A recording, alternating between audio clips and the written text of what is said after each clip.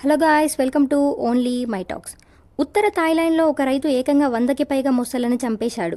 వర్షాల కారణంగా భారీ వరదలు రావడంతో మొసళ్లు తన పొలాల నుంచి తప్పించుకొని బయటకు వెళ్లి మనుషులకు ప్రాణహాని కలిగిస్తాయనే భయంతో అతడు ఈ నిర్ణయం తీసుకున్నాడు.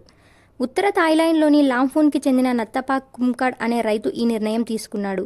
అతడు ఒక మొసళ్ల ఫారంను నిర్వహిస్తున్నాడు. ఫారం ఉన్న ప్రాంతంలో రోజుల తరబడి ఎడతెరిపి లేకుండా వర్షాలు పడటం, ఎన్నో క్లోజర్లు తీవ్రంగా దెబ్బతినడంతో అతడు ఈ నిర్ణయం తీసుకున్నాడు.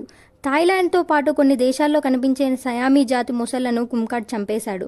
దాదాపు 3 మీటర్ల పొడవున్న 125 మొసళ్లను కుంకాడ్ చంపేశాడు.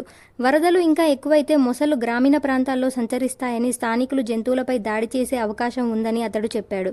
కాగా లాంఫూన్ ప్రావిన్స్కు వర్షాలు ముంచెత్తుతున్నాయి. రుతుపవన వర్షాల ప్రభావంతో సెప్టెంబర్లో ఉత్తర థాయిలాండ్లో అతలాకుతలమైంది. పలుచోట్ల కొండచర్యలు విరిగిపడ్డాయి. వేర్వేరు ప్రమాదాల్లో మొత్తం 20 మందికి పైగా చనిపోయారు. అన్ని మొసళ్లను చంపడానికి నేను నా జీవితంలో అత్యంత కష్టమైన నిర్ణయం తీసుకోవాల్సి వచ్చింది. మొసళ్లు తప్పించుకొని బయటకు వెళ్తే ప్రజల ప్రాణాలకు జరిగే నష్టం మన అంచనాల కన్నా ఎక్కువగా ఉంటుంది.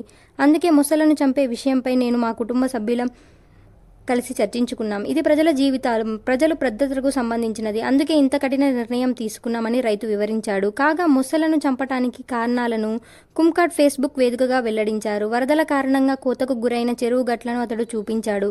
ఈ పరిస్థితి కారణంగానే తను అత్యవసర నిర్ణయం తీసుకోవాల్సి వచ్చిందని చెప్పారు. ఎడతెరిపి లేకుండా భారీ వర్షం పడటంతో నీటి అడుగున గోడ కూలిపోయిందని వివరించాడు. చెరువు పనులను సరిచేయాలని తమ సిబ్బంది ప్రయత్నించినప్పటికీ ఎడతెరిపి లేని వర్షం ఆటంకం కలిగించిందని ఆయన స్పష్టం చేశారు. ఇలాంటి అప్డేట్స్ కోసం please like, share, subscribe OMT.